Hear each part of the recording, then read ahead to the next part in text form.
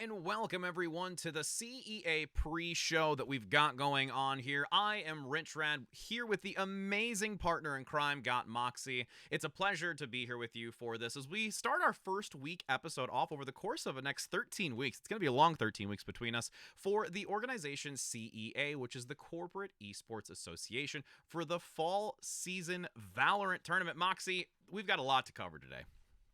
We do. We've got so much. In fact, there's a reason why we wanted to have this sort of pre-show before we went in, and it's so that we don't have to cram all of the information we get to cover right now into 5 minutes before the broadcast. Because, Rich, oh my goodness, new agent, new patch, so much to talk about. Yes, absolutely. And before we dive into all of that critical information that's going to really develop over the course of these 13 weeks, we're going to talk a little bit about CEA as a whole. For those that might be newer or not know about CEA, it is the Corporate Esports Association. As I said, it's a corporate association where they look to bring fun and put a modern twist on the traditional corporate sports leagues. We see a lot of softball, basketball, we see, a different variety of physical sports, but with this one, CEA offers corporate teams to have a chance for some friendly competitive virtual play on the battlefield to see who can make themselves a top team in this esports environment that we see so much today and that we both love to cast. And it's also showcasing, gaming communities with these companies, how they've got a very diverse group of individuals coming together and being able to go for a common goal, which is actually generate money and be able to win that first prize position to put money that they gain in that first position to a charity of their choice. And they cover an awful lot of charities. In the past, we've had Doctors Without Borders, cancer research institutions, ALS associations. So pretty much whatever you want that charity to be, you can make it that charity. And so lots of fun, all for a good cause. And obviously, Rich, when you're in a competitive environment and you've got people coming from companies, there's going to be a little bit of friendly rivalries, especially when we've got, Google, Microsoft, Amazon, Walmart, all of these guys kind of up against each other. It's going to be very interesting to see how that plays out. I know, right? You got to have those lovely long-time competitive rivalries coming through this, but not even just the rivalries between the two. It's also to see some of these companies put so much effort into it. I mean, we've got some of these teams with a massive amount of teams accumulated over so many different types of games, a part of CEA. Yeah, I mean, Amazon and Microsoft, these guys both have, 20 and 17 teams? Mm-hmm. Between them, that's actually ridiculous. And you've got to ask yourself, there's going to be someone in those 20 and those 17 teams who is going to be coming out on top. Mm-hmm. And at the water cooler, everyone wants those bragging rights. Absolutely. And of course, those 20 and 17 teams, for at least those two specifically that have a vast array of different teams that have been coming together, it's across actually 7 different game titles. So CEA actually does have a plethora that they're involved with. They've got Rocket League, StarCraft 2, League of Legends, Overwatch, Dota, CSGO, and of course, the one that we're specifically going to be casting coming up this weekend together, while all the others are being played as well, is Valorant. And Valorant has, really found itself into a very competitive scene. Riot already, bringing in a lot of their resources and a lot of their, history with League of Legends, now starting to envelop this new first-person shooter that we've all started to really come to know and love and find very unique and similar to CSGO, but still having its own variations going into these types of competitions. And, looking at this, we have a very intricate format for not only Valorant, but all of the different game titles that are under CEA, Moxie. Yeah, it's going to be a big, long haul of 13 weeks. So we're starting off 3 weeks Swiss, and then weeks 4 to 8 is going to be ranked by that Swiss. The 5 remaining weeks are the best of 3 playoffs, where suddenly games stop going from best of 1 and become a lot longer best of 3. And that's when mentality and being able to stick through with the focus and the drive, that's going to start coming into play and really push people to the edge. And then on the 13th week, it's the grand finals, baby. Someone's going to be current champion. Yes, indeed. That December 19th is a long ways away, but every battle counts. This weekend is quite the exception, though. It's actually going to be the pre-show. So this first initial, 2 teams that are going head-to-head, which is going to be Microsoft and Amazon, it won't affect their Swiss placement, but it is still almost a a type of bragging rights going into this to kind of solidify what kind of team you are, how well you play together, what the strengths and weaknesses are to carry over the course of these several weeks, and to what to strengthen. And the really nice part of it too is we talked about it earlier when it came to how these teams are coming together within the company. They've got so many different teams. It's really also a nice growth exercise for them. Communication, problem solving, and so many different dynamics that contribute to normal, physical league sports. We now have the same types of dynamics, more from like a mental stimulation dynamic, and there's a lot more coordination when it comes to communication, as you and I have both seen from our history in Overwatch, other game titles, and now going to translate that into Valorant as well. Yeah, it's one of those places where even if you're picked last in like gym and PE classes, which you can still thrive, you can still be the kid that everybody wants on the team. And I think that's definitely something that we're going to be using this weekend to look at, Mm-hmm. identifying potential carries and star power behind each and every one of these teams. Because just like all of these companies are trying to, do something for a good cause and build up reputations, we're also looking for players to sort of cement themselves at the top and really shine in the compositions that they decide to come out on. And to build on that further, that's the other really nice thing about what CEA is looking to bring is we're really focusing on the stories of not only just the companies and how they play to try and obtain this money for their charity of choice, but also just the players, their story, how they grow and develop and work together as a unit. And we actually are fortunate enough to have Moose, who's a part of Microsoft Office, going to be interviewed a little bit later in this segment to kind of get an inside view of, how they were involved in this, all of their, important details going into this, how they're acclimating to these changes, what they look to obtain over the course of these weeks, along with what charity they've chosen. And, being able to really dive into that type of, personal story and what interests them in this is quite exciting to be along for the ride. I mean, it's always exciting for a color caster to sort of be the fly in the wall and figure out and hear about how all these guys are looking at patch notes. Because I don't know about anyone else, but when I see patch notes come out, I'm just like, okay, time to fairycraft. And I Right? get my pen and my pencil and mind map, and oh, it's an absolute joy. Unless it's an agent that I main, in which case I cry in the corner. Well, my question For is like a though, good is hour. so who is your main? I have a feeling I know, but we've got to hear it out, right? Sage. Yeah. And that's one of those things that we're going to have a lot of discussion about. Again, I know a lot of you have maybe come across the patch notes, but we're going to take a little bit of a deeper dive into what the patch notes have changed, but also how their impact might be on competitive, not only in the, main scene, but also from this corporate esports position. And one of the first things that we will look to try and touch on is going to be Sage. So with Sage, we've seen a lot of changes to her, and I know you are weeping from what has happened in this recent patch note. There was a lot, and honestly, like, Sage had her place in the competitive scene. She really did. She had such a vital kit, but with these changes, it's really going to, I feel, almost completely remove her from potential competitive play. So, honestly, the fact that the changes only came in now, like, Riot tried to remove her or at least put her into the shadows a little bit more, but people were still being so gung ho about picking her. But we got to see in sort of like the Ignition and the Phase Invitationals, teams were running out Sageless, and Rich, they were winning. Yeah. So it's not impossible. And I think it was definitely a shift that we saw at the pro scene, a very high level where a flat out aggression became a lot more important than trying to like slow pacing down or grab up space, because there were simply agents who could do that better. Because the Sage Wall was very good at denying one angle, but one angle only. And I think where we're really going to see it come into play is the fact that she was the best for trying to hold spaces when recontests were coming through. Mm-hmm. The amount of times that I saw people able to clutch out diffusers, or because they had the Sage Wall up, or able to keep a hold of that spike and keep it away from the other side because they had that Sage Wall up. I don't think I have enough hands or feet to be able to count it, Rich. It happens so often. It was one of my absolute favorite mental plays. Rewarded every single Sage for holding onto that wall so late on in the game. But now that she's out, suddenly you've got to hold on to something like free smokes. Mm-hmm. Or if you're trying to run that Sage, Well, and we're probably not going to see her a lot. It's likely going to be the slower, but that mm-hmm. took a hit.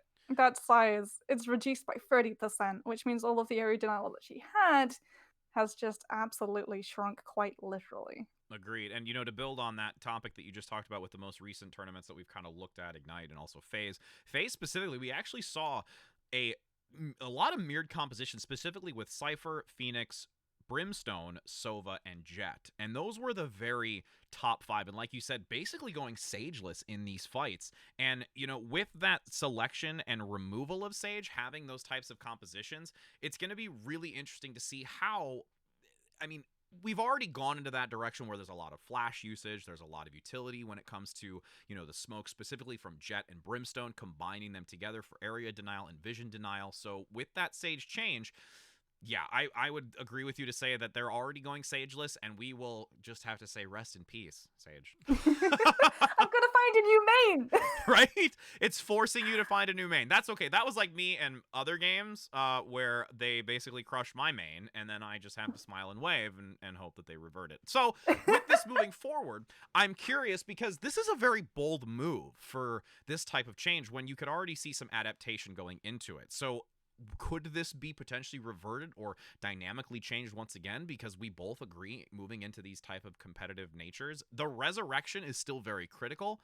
But in the grand scale, you've still lost so much on the spectrum, especially when it came to the area of the slow. Like, all of those different just dynamics to this character of Sage is going to be really punished. And I think Riot is going to have to evaluate what additional changes are going to have to be made to bring her back into a competitive scene. I think we're seeing the extent, though, that she was picked. Yes. Because not only have they hit the heal, not only have they hit the slow, but they've also hit the barrier as well.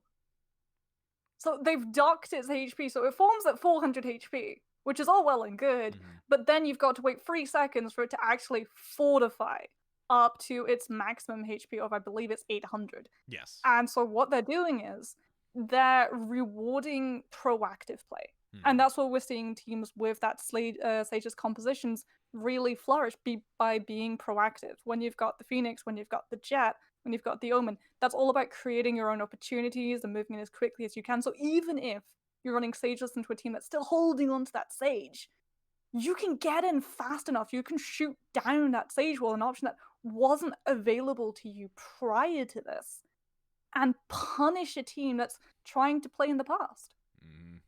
And, speaking of punishing, we're really curious to see if any teams moving forward are going to be punished with the utilization of Killjoy.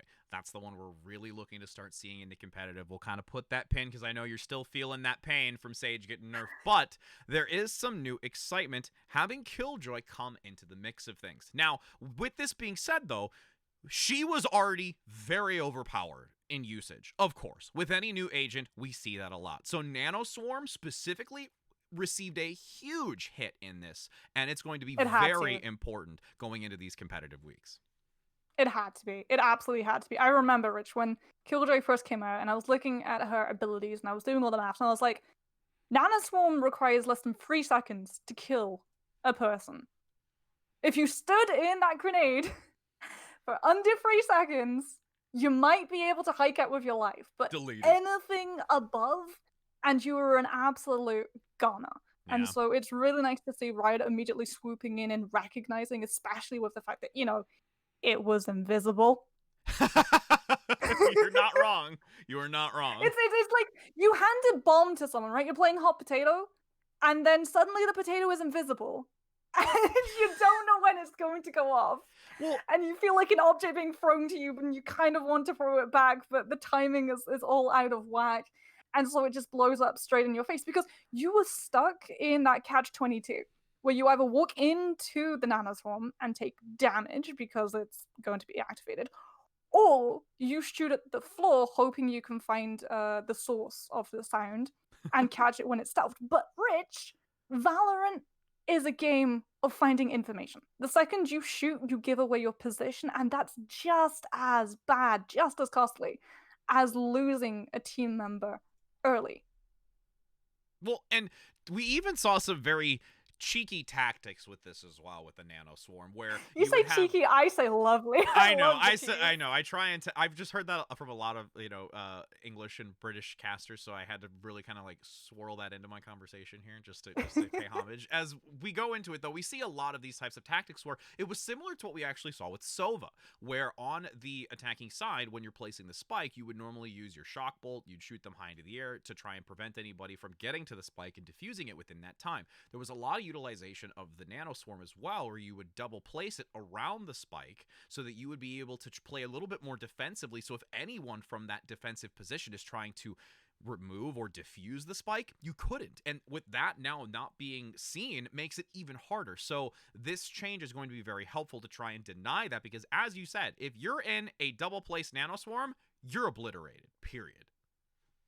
But now, there's a little bit of a window where you can get out because there's a brief wind up to it. And the Yes. DPS has been reduced down to 40, and the visual effects have even been made easier to spot the grenade when it's stealthed, with the audio range being slightly increased. So they saw that players were just walking in, and I think one of the worst places, which wasn't on the spike, was in bind on point A. Did you know you can actually sneak nanoswarms beneath the tires of that truck That's bridge? interesting. That's also another one of those little tactics that, of course, from me, non-pro league, would be able to probably not fathom. But, of course, when you've got people like Sinatra and other major names coming into this, even though they may not be maining Killjoy yet, that's still just that high-level tactic which comes out in Riot. Well, they said no, no more.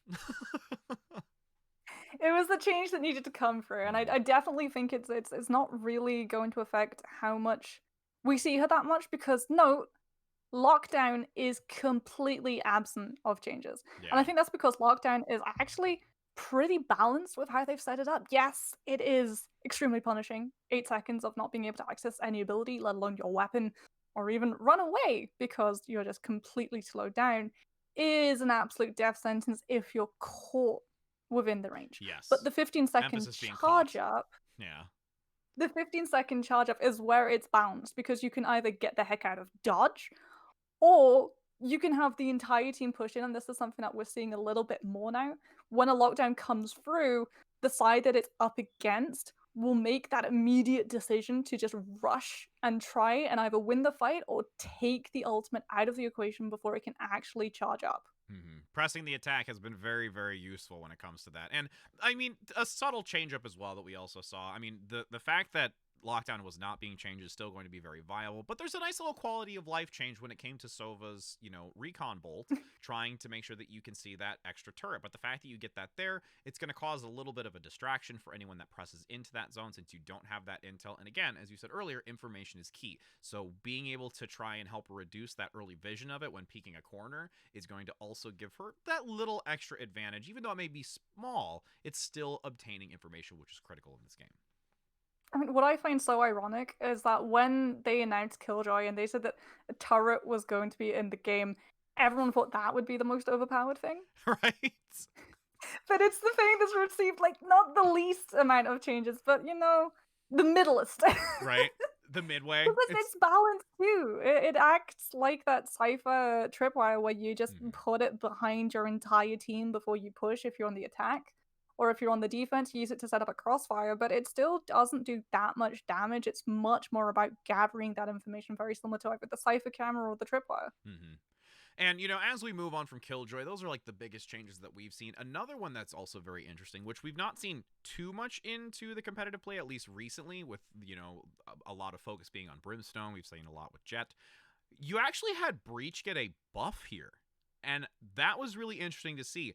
I think it's a lot more of a pace dynamic that's being adjusted with Breach, getting the extra charge onto your flashpoint, and then also having that, ultimate ability, Rolling Thunder, activating so much quicker is going to be really, I think, surprising to a lot of players in this competitive scene.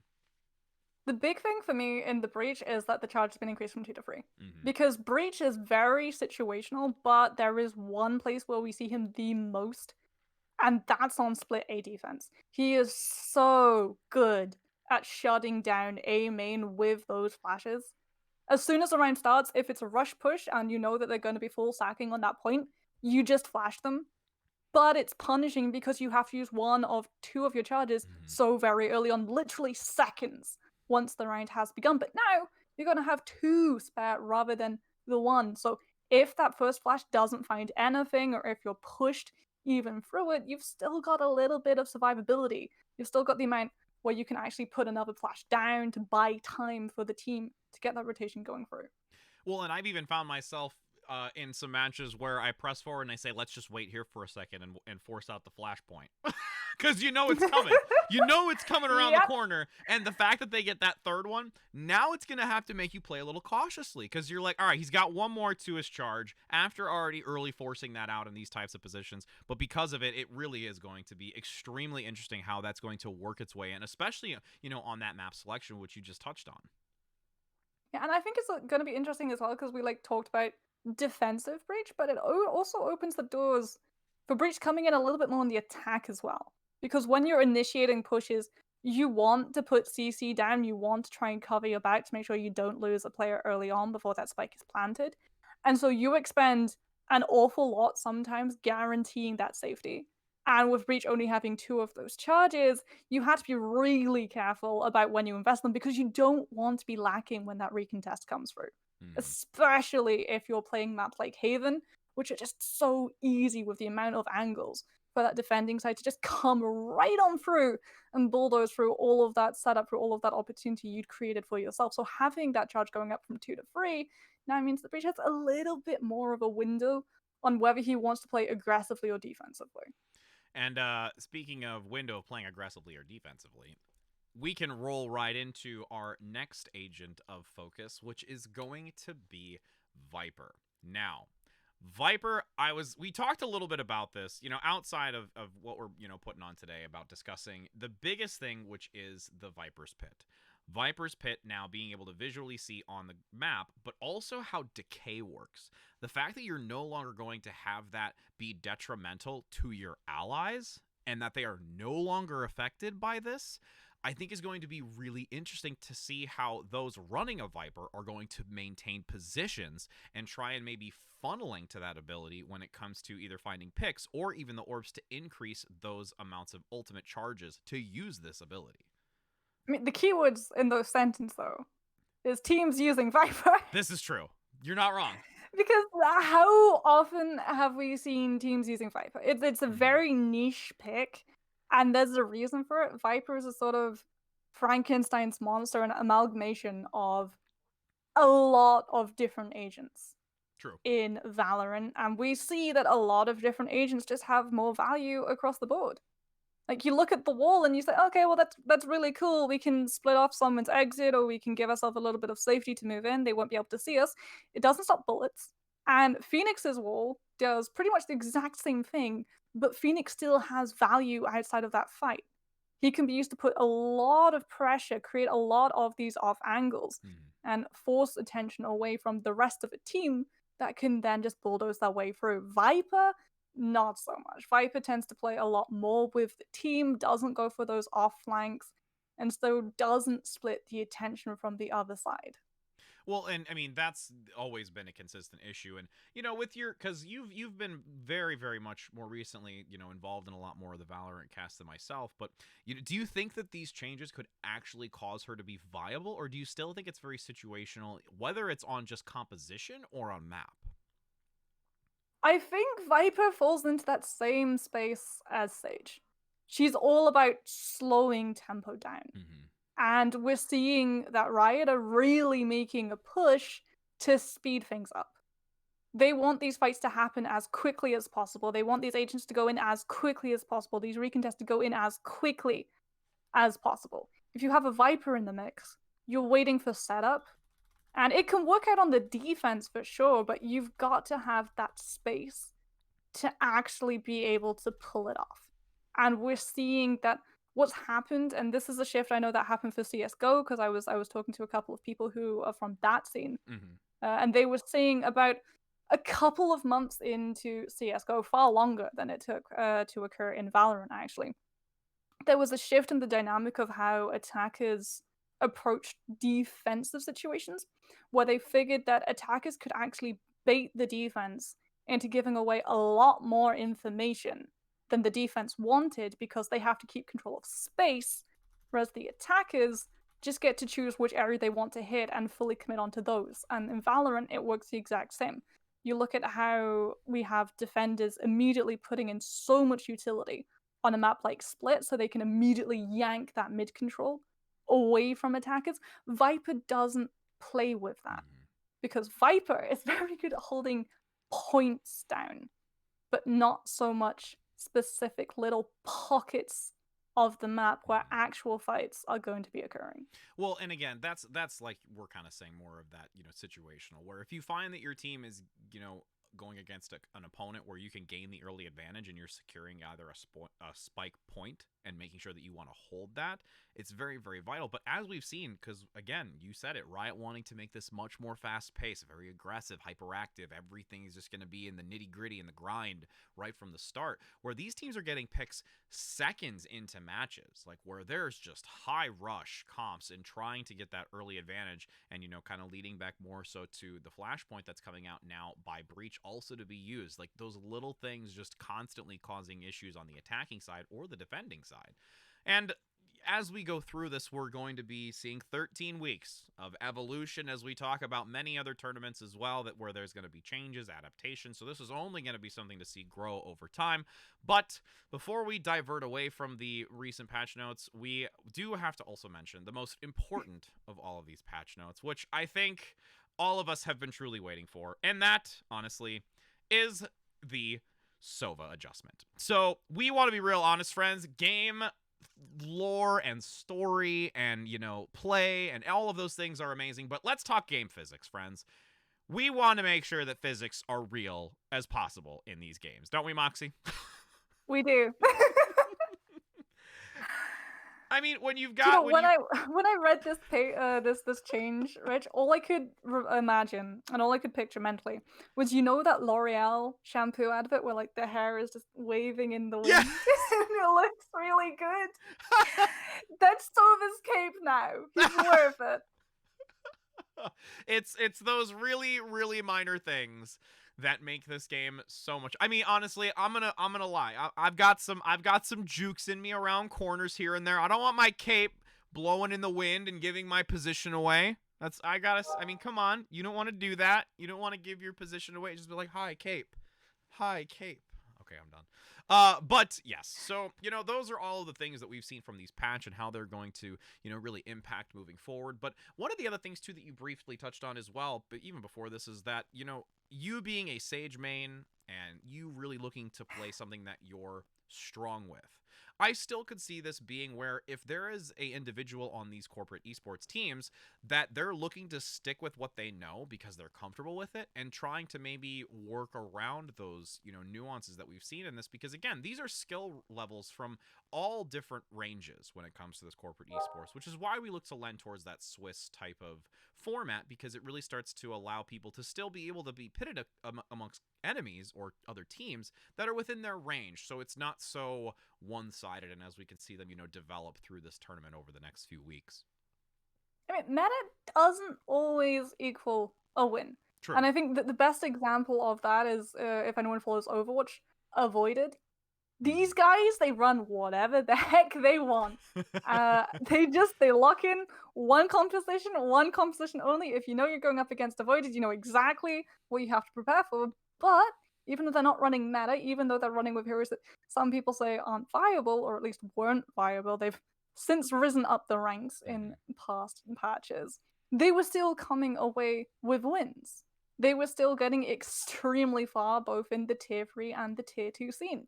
And so if we do see teams running that Sage because it's something that they're comfortable with, then of course they're going to get much more value than some poor Sage main who at the last second has had to somehow get to grips with one of these other agents, because that, I think, is something that Valorant does have its unique sort of form, right? You can't change agent. Once you've locked it in, that's it. Until that match point has been decided, you can't change. And so when teams were being formed around about Valorant, we saw specific agents, players picking specific agents to go into these compositions, and you always wanted a Sage main. But now, Sage means having to look around and go, maybe I should go Reyna or maybe I should learn Raze. It's just the window shopping Yeah. at the moment for all of the Sage mains trying to decide what next agent they're going to be most comfortable on. And if you've got a Sage main who is one of the best Sage mains in this competition, going up against a Raze who doesn't know Showstopper from Showstopper, then you're obviously going to have a huge advantage. Mm-hmm. And, with those advantages, disadvantages, we're going to go on to a brief break because we actually do have, like I said earlier, the opportunity to interview Moose from Microsoft Office, one of our many teams that are involved in this Valorant tournament over the next few weeks. Again, we've already got 26 plus teams involved in this, so we're very grateful for their time. So we'll be right back to get them situated, and we'll be able to pick their brain and see exactly what we might be expecting this weekend and over the course of this next 13 weeks of the CEA Valorant tournament, friends. So don't go anywhere.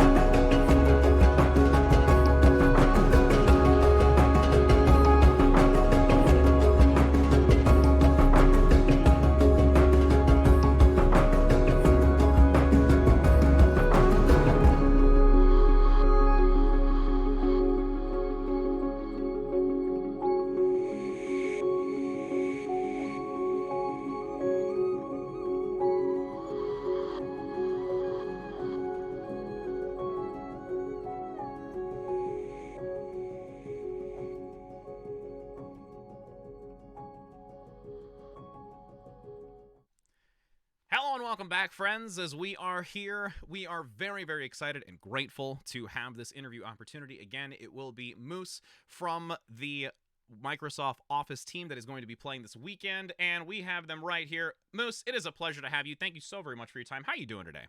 Hey, I'm doing great. How about you? Doing fantastic. So we do want to start off by asking, because again, with CEA, there's so many different organizations and teams and companies that are involved.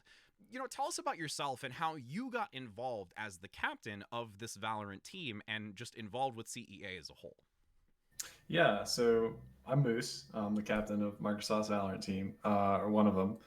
And so I was the leader of the main CS:GO team last season for Microsoft. And so, this game called Valorant came out, and it's very similar and kind of slightly based on Counter-Strike. So a lot of the Counter-Strike players started with a slight mechanical advantage and, had interest in the game.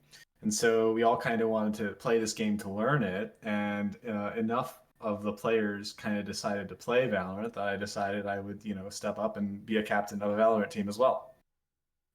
So then, was that how you sort of gathered the team? If they played CS, then everyone was invited? So, yeah, pretty much. There was a lot of interested players who had and had not played CS, and there were enough players who I had a history with and chemistry with that formed enough people to make a team. Now, have you found a lot of your players in the same division of Microsoft? Are you playing with individuals that you've kind of found across, like, different functions of the position, like in finance or in marketing or in digital? Like, where did you kind of all accumulate them from? Well, they're all engineers. Okay. But they work on all the different Microsoft products. So It's not just one division of products within Microsoft. Well, that must be a little bit of a help for you too, being at least like in the same kind of frame of mind. You're all engineers. Yeah. You're kind of in this same, creative problem solving process and of course obtaining information as an engineer, which we talked about, just breaking down a lot of the, different agents. So that's probably got to be very helpful for you in communication to carry into this type of game. Yeah, it's pretty helpful. We're also all pretty relaxed, so it's easy to get along with everyone. That helps a lot as well. You say relaxed. How many hours have you guys put into practicing for this? I don't know. Valorant doesn't really log your hours that I'm aware of, so I haven't seen that figure. But me and these players are friends otherwise, so we've been queuing all summer, most nights for 2 or 3 or 4 matches a night. Wow. Well, that's really awesome to see that you're like really kind of, jumping into this and making sure that you've got, all your ducks in a row and starting to get really competitive. So you're going against Amazon coming up this weekend. How are you feeling about that type of, rivalry between this team? Because you said it, you had CS:GO that you had played. There were also other Microsoft teams in Overwatch, so there has been some presence in, first-person shooters. How do you think you're going to fend off transitioning into this game Valorant, which is so similar to CS:GO, and competing against Amazon, who has done quite well in the previous seasons? So last season, I would call Amazon our rival. They were the only team who took a map off us, in the CS:GO league, and so but none of those players, I believe, are on this team. Mm-hmm. So we're kind of just view them as any team. We'll see what they do. If they turn out to be our rival here as well, that'd be cool. But until someone proves it in the server, we think we're better. So we'll see what happens. Fighting words, but fighting words after a patch just dropped, and you were saying that you guys kept queuing over summer. The big question for me is, was anyone on your team a Sage main, and will they continue to be a Sage main? So I was the Sage main. Oh! Sage mains unite! I feel the pain. You're both feeling it right now. Not really, because my role in Counter-Strike, one thing I gravitate to is I'm just the site defender. I'm just a turret. I just stand there and I headshot like 3 people coming in the site. And so I can do that with other characters in Valorant as well, like Killjoy is who I've been playing recently. But I can kind of I can be Brim, I can be anyone. I could be a duelist if I have to. So, I wouldn't say we're feeling that too much. Mm-hmm. Now, would you say, because again, like you feel confident kind of, diverting away to a different agent, kind of changing, what your focus is. Do you feel that a lot of your players have that flexibility of changing to different agents, or do you feel that some of your team members are kind of really locked in, their proficiency as a certain agent? Well, I'd say all my players are mechanically skilled. Like as far as the core shooting aspect of the game, they're all pretty good at that, and that gives you a lot of flexibility into who you can play as. But then some of the agents require special practice for their ability. I'm thinking Raze with her jump packs, or maybe Jet with her dashing and jumping. You kind of got to practice that a little bit to get the timing right. So all of my players can kind of fill anything, and a couple are slight specialists at one or two of the duelists, or we have one person who's pretty damn good at Cypher. But other than that, they're pretty flexible. Honestly, we could probably have anyone play anyone, we'd still do pretty well. Awesome. And not to, give away too many team secrets, but we tend to see a lot of bind being played. I know the patch changes are definitely going to be forcing a couple of people away from certain agents, but is there any specific map that you guys are really strong at? So this last week we've been practicing, and the only thing that showed up on the queue for us has been Haven. So we're pretty hot on Haven right now, but we'll see what happens for map selection. I think we'll be fine with anything. Now, to build on what Moxi We said, don't like Split. You don't That's like the Split? only- Okay, I don't like Split either. No one We likes don't Split. like it. Don't Split. worry, no one likes No Split. one likes We're not- Split. Yeah, we're not awful at it. We just don't like it. Yeah. Well, and to build off of Moxie's question as well, when it comes to kind of going into what's your favorite map selection, to build on it further, with this pretty decent change coming into it, what kind of, and again, not to give away strategies, but like what kind of composition do you think you would revolve around? Or if there was someone of the agents that you would kind of build on top of, what agent would that be? A jet opper. Okay.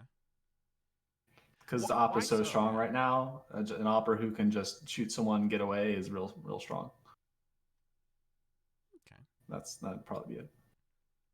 Oh my god, that's something to look forward to, Rich. Like, jet offers, they're a joy to watch. Yeah, I mean, you get color coming from you. You just always like to see a lot of these types of plays. I mean, we've also seen some very interesting ones where it comes just from those aerial positions with the jet, where you get that nice like over the box top shotgun exchange. But that's also something too. With the recent patch, they also kind of nerfed shotguns. Did you feel that your compositions were ever really shotgun heavy, and have you been impacted by that, Moose?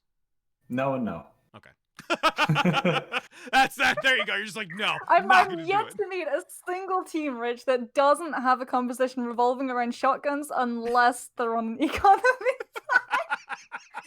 I've seen the 5 Odins, I've seen the 5 operators, I'm yet to see the 5 Buckies. It's okay. I mean, it's got, I'm hoping. I just want some close range shotgun fires and just seeing how that ends up being a show. I mean, let's be real. But yeah, we even have some people in the chat be just like, give away strats. No, not here, friends. You'll be able to see all those strats on Saturday, which we're excited about. But I mean, outside of that, this is just more of like a personal question. So like, how long have you worked for Microsoft Office, and do you I don't work for Microsoft Office. That's just their team name. Oh, it's just your team. Okay, well then tell us a little bit about your history then. So your involvement then. Oh, I work on Windows. Oh, okay. Specifically on the build team for Windows. Okay. I was an intern at Microsoft in 2015, 2016 when I joined full time in 2017. So I've been there just over 3 years. And some of my friends from college joined too. In fact, one of them is on our team. Oh, nice. That's so Pi. there's some close relations there for there's some close relations. Nice. Yeah, it feels like a big family. Yeah. Well, that's awesome. That's really good to hear. I mean, especially when you're bringing that's like your go-to buddy, where you're just like, hey, you're like my right-hand man, or my right-hand person. It's like, we're gonna get this. Like, yeah. Have you always been like a long-time gamer with them, or is it more so like that have you always been a long-time gamer, or what have you always? So I played CS:GO leagues like ESEA and CEVO and stuff way back in 2014 through 16. I'd say was when I was like trying really hard. Yeah. And so, and then I played off and on since then. And so once you've gone through a few years and a few seasons of that, you learn a lot. You get really good, and you learn a lot of, things about team play in these games that you don't learn just from queuing, right? Yeah. And so that's helped a lot. That's helped a whole lot. And my teammates are kind of the same. They all played leagues in Counter-Strike before, so we're kind of playing Valorant this season to learn something new, something fresh. Yeah. So that's kind of our goal this season, is to learn as a team. So you guys all then have a sort of background history, at least on the shooting and mechanical aspect. Is there any player on the team that we should be keeping an eye to come out on top of that kill leaderboard? Pi. Okay. Yeah, he's our duelist, and he's very mechanically skilled. I'm making a note of that right now to be keeping an eye out for that one. I hope he's not watching this because Right? he'll feel the pressure. Putting him on the spot. Putting him on the spot right now. He's sitting here like, why would you tell them that, Moose? Well, we're really, really excited to see, and again, this pre-show weekend coming up, it doesn't really hinder anything in the Swiss, so it's just a nice time for you to kind of round it out, see how you're feeling competing against another team like Amazon. So that's going to be really exciting to see both of you go head to head. We really, really, truly do appreciate your time here, my friend. So we don't want to take up any more of your day. I know you probably have a ton of things to take care of, or either that, or you can play a lot more Valorant after this. So I'm technically at work. Yeah, but, just queue up, get some more in. Queue up and get some more in. Maybe play some Sage there and not in the tournament, because I'm just kidding.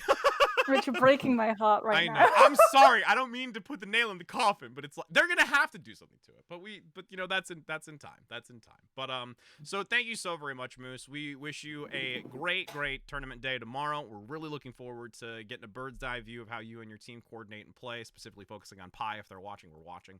And we hope you have a wonderful rest of your day, my friend. All right, thanks. You guys do too. Awesome. And we'll be back in just a moment, friends, as we conclude this with the last details of information. So don't go anywhere, because we're going to let you know exactly what we're looking forward to coming up this weekend with the dates and times, along with all of our other channels. So don't go anywhere.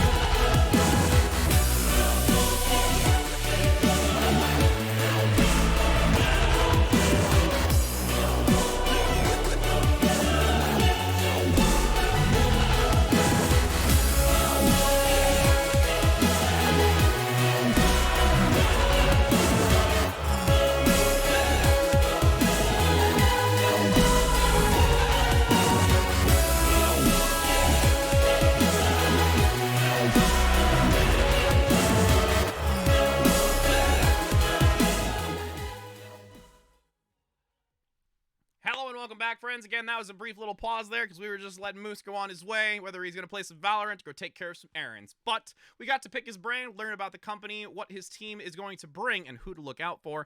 Again, I am RichRad here with Moxi. And Moxi, it's been a pleasure to really kind of, pick your brain, talk about the patch notes, what we expect this week, and just kind of dive into the really nitty-gritty of what we expect for the course of this fall season.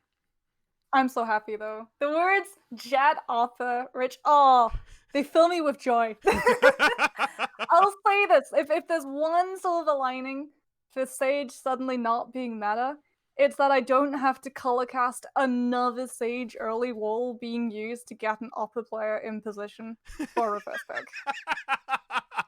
And it's those subtle golden moments that you're going to enjoy. You're just going to have a grin on your face at the start of every round of you, just like, it's not going to happen. It's not going to happen. Literally just like every 10 seconds as each round begins, just like, oh, there's not a Sage wall being used too early. Right? There you go. Well, and again, as we conclude the show, we do appreciate all of those that have been tuning in. Again, special thanks to our interviewer from Windows, Microsoft Office is the team from Moose. And like I said, we would normally have 2 interviews from each side to kind of get a little bit of a dive into both companies, but we were unable to schedule that other one. But we still have these shows to come every week just before the weekend, which is going to be on every Saturday, excluding, like we said, that Thanksgiving holiday weekend on the 28th. And it will be starting tomorrow, Saturday, at 11 a.m. Pacific Standard Time for this fall season, and we're going to keep that consistent. We will have a little bit of a delay, at least for tomorrow's show. It'll probably start a little bit closer to the 11:30. There is a finalized captain's meeting that is occurring, so we'll kind of push it back a little bit. So we'll keep you posted on that with information. Also, if you do see the timer on the starting soon, you will know exactly why we're a little bit late. But if you'd also like, you can take a look at the links below, which is for CEA.G or .gg, where you might actually be working with a company that you'd like to have involved with this. If you feel that you and your fellow coworkers all enjoy Valorant or Overwatch, League of Legends, any other game that you can think of amongst the 7 titles, find out more information there, because they have opportunities for maybe not this season since it's closed, but the following seasons, and all of those opportunities for charities that you can put money towards to help try and gain that #1 prize. So Moxi, it has been a pleasure. I cannot wait to see what this match is going to hold for us on Saturday. We look to see you there, friends, and as always, happy gaming.